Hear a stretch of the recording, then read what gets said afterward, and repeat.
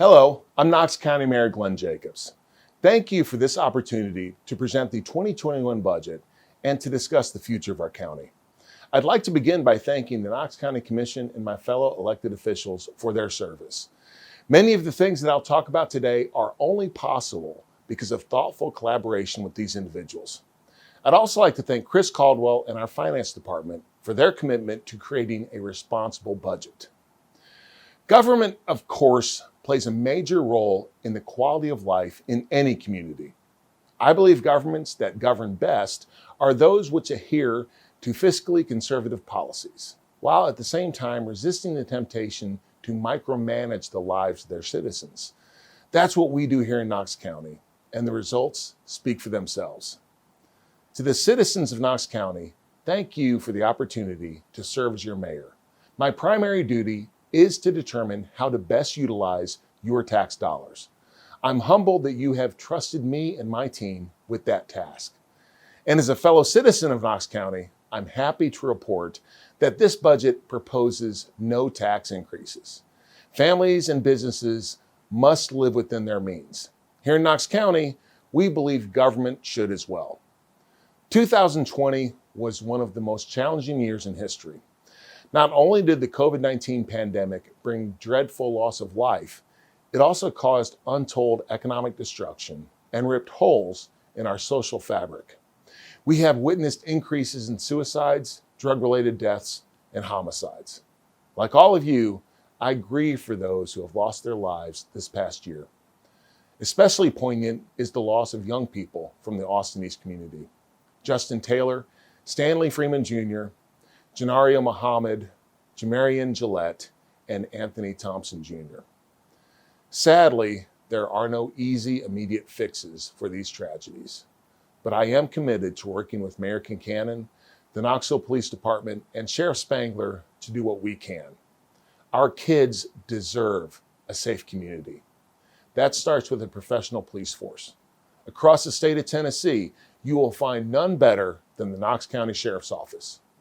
In this proposed budget, we have included capital funding for body cams, patrol and unmarked vehicles, and video equipment upgrades for the jail. In addition, over the course of the fiscal year, officers will receive a 5% raise. Around the country, there's been a call to defund the police. Here in Knox County, I've heard demands to divest from the Sheriff's Office.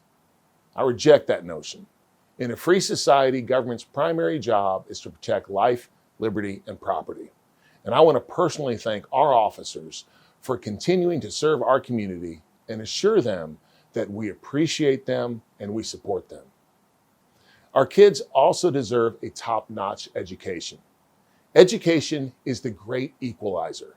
No matter where you start in life, when you combine knowledge and skills with determination and a willingness to work, there's no telling where you'll end up. Thanks to my friend Superintendent Bob Thomas and his team who are leading the charge to advance student achievement, eliminate educational disparities, and create a positive culture in our schools. To support these goals and our educators, we will continue to promote and support literacy programming, endorse high-quality educational opportunities, and advance alternative pathways for all students. Knox County schools face difficult circumstances this past year and worked hard to ensure access to both in-person and virtual learning options. Thanks to our administrators, teachers, and staff for their continued excellence. The Board of Education has proposed a budget of $542 million, and I am recommending we fund their request in its entirety. In case you missed it, earlier this year, schools broke ground for 2 new elementary school buildings, one at Lonsdale and one at Adrian Burnett. Included in this year's budget is $3.1 million to fund additional positions to address student social and emotional needs, as well as $2.9 million for special education positions. This budget also includes $2 million that will go towards improving school security with things like replacing and upgrading locks in all school buildings, installing antenna systems to enhance communications, maintaining video equipment, and repairing or installing fencing. It also includes a 4% raise for teachers.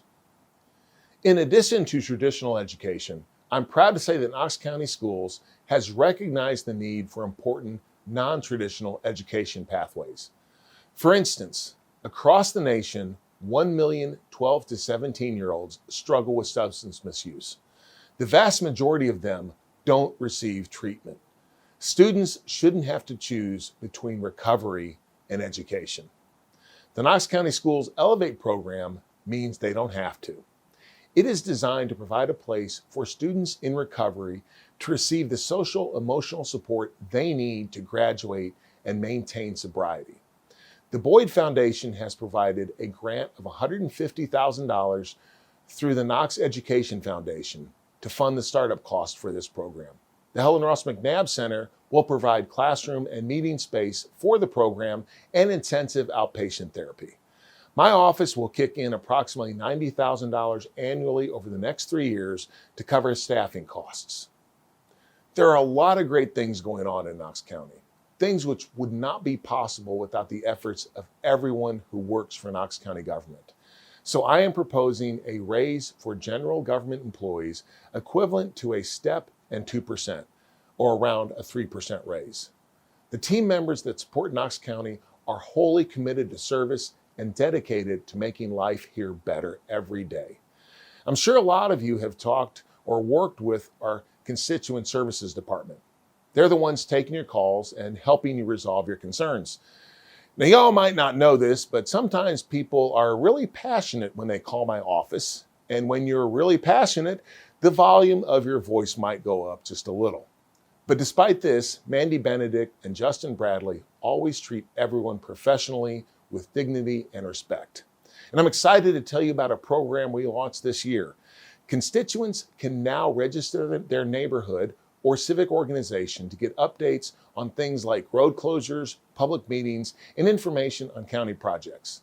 If you haven't already, I recommend signing up by going to the county website, knoxcounty.org.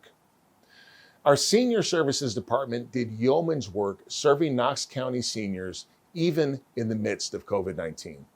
They hosted virtual classes for cooking, line dancing, crafting, music, and much more. I personally called what had to be one of the longest bingo games known to mankind. It was a hoot, but a lot more competitive than I expected. In fact, it was more competitive than many WWE matches I've been in. The senior centers also played a role in helping facilitate internet access as virtual schooling and remote work ramped up, when we expanded their Wi-Fi service to include not only the buildings, but the parking lots as well.